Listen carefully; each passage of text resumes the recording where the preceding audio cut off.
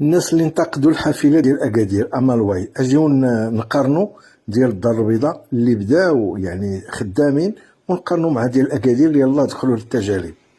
هذه حافله ديال كازاباسواي راه هي نفس الشيء لهذه اللي في مدينه اكادير، والصناعه المانيا بجوج، ديال كازا مرسيدس وديال اكادير مان. ارو الحافلات راه نفس الشيء ونفس الموديل ونفس الصفقه على ما اظن، نفس الشركه نفس كل شيء. والشركه اللي بنات طرقات في مدينه اكادير هي اللي بنات الدار البيضاء، واللي الشركه الدوله اللي صنع هذه الحافلات المانيا للفوق للتحت. لكن هادو راه ديال الغازوال، كلهم ديال الغازوال. مستقبلا راه غادي يدخلوا الكتريك، والكتريك هما اللي غادي يكونوا في ذاك النموذج اللي شفتو في الصور.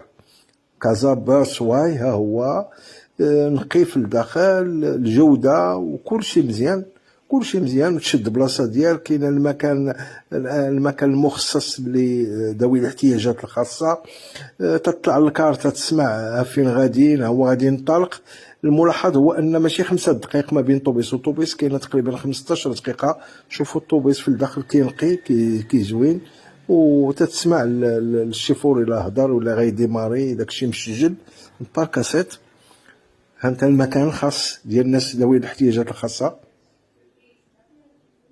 ولا يطلع الباب تتورك على البوطون طلع ها المدينه ديال الدار البيضاء، وراه الطوبيسات ديال اكادير وديال الدار البيضاء بحال بحال. خط باسواي الثاني في اتجاه ولاد عسوس النهاية.